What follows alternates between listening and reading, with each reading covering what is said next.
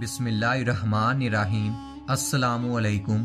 हर रोज़ नई वीडियो के लिए चैनल को सब्सक्राइब कर लें और साथ लगे हुए बेल आइकन को दबाकर ऑल की ऑप्शन को सिलेक्ट करें ताकि हर नई वीडियो की अपडेट आपको मिलती रहे।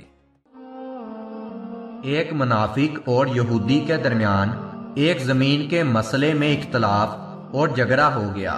यहूदी का कहना यह था कि ये ज़मीन मेरी है और मुनाफिक दावा कर रहा था कि ये ज़मीन मेरी है।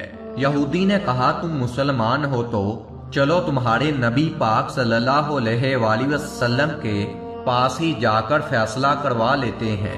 अब वो दोनों ये मसला लेकर आप सल्लल्लाहु अलैहि वसल्लम की खिदमत में आए और अपने मबैन उस ज़मीन के मुतालिक फैसला तलब करने लगे।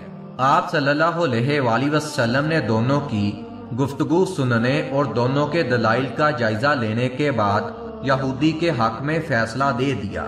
ये जमीन यहूदी की है, इस मुसलमान की नहीं है। आप सल्लल्लाहु अलैहि वसल्लम का ये फैसला मुनाफिक को पसंद नहीं आया। वो यहूदी से कहने लगा कि ये फैसला सही नहीं हुआ है, लिहाजा हम हजरत उमर रदियल्लाहु ताला अन्हु के पास इसका दोबारा फैसला करवाएंगे। इस पर भी वो यहूदी तैयार हो गया। मुनाफिक दरअसल ये समझ रहा था कि हजरत उमर रदियल्लाहु ताला अन्हु चूंकि काफरों और यहूदियों के मुतालिक सख्त हैं, लिहाजा वो इस यहूदी को बिल्कुल बर्दाश्त नहीं करेंगे और मामला सुनते ही मेरे हक में फैसला करेंगे। चनाचा वो दोनों हजरत उमर फारूक रदियल्लाहु ताला अन्हु की खिदमत में पहुंचे और अपने मसले की तफसील सुनाई और फैसला चाहा और साथ ही यहूदी ने कह दिया कि हजरत इसका फैसला आपके नबी मेरे हक में कर चुके हैं, मगर फिर भी ये मुसलमान मुनाफिक मानने को तैयार नहीं। ये दोबारा फैसला करवाने के लिए मुझे आपके पास लाया है। हजरत उमर रदियल्लाहु ताला अन्हु ने पूछा कि क्या हुजूर सल्लल्लाहु अलैहि वसल्लम ने फैसला कर दिया है? जवाब दिया गया कि हाँ।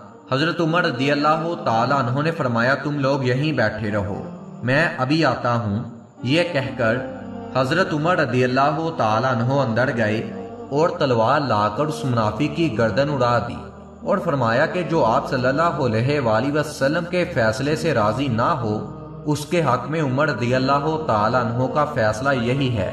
इसके बाद मुनाफिकों ने शोर मचाया कि हजरत उमर फारूक रदियल्लाहु ताला अन्हु ने एक मुसलमान को कत्ल कर दिया है और हजूर सल्लल्लाहु अलैहि वसल्लम की खिदमत में शिकायत लेकर आए। इस वाक़े के मुतालिक उस वक्त ये आयत नाजिल हुई कि बस आपके रब की कसम है कि वो लोग मोमिन नहीं हो सकते जब तक कि वो अपने झगड़ों में आपका हुक्म ना माने और आपके फैसलों से अपने दिलों में कोई तंगी ना पाए और बिला चूं चढ़ैं कबूल ना कर ले। दीन की बाज़ बातों को मानना और बाज़ का इनकार करना मुनाफिकों की लामत है और कामिल मोमिन वो है जो हर बात में रसूलुल्लाह सल्लल्लाहु अलैहि वसल्लम की इतायत करे।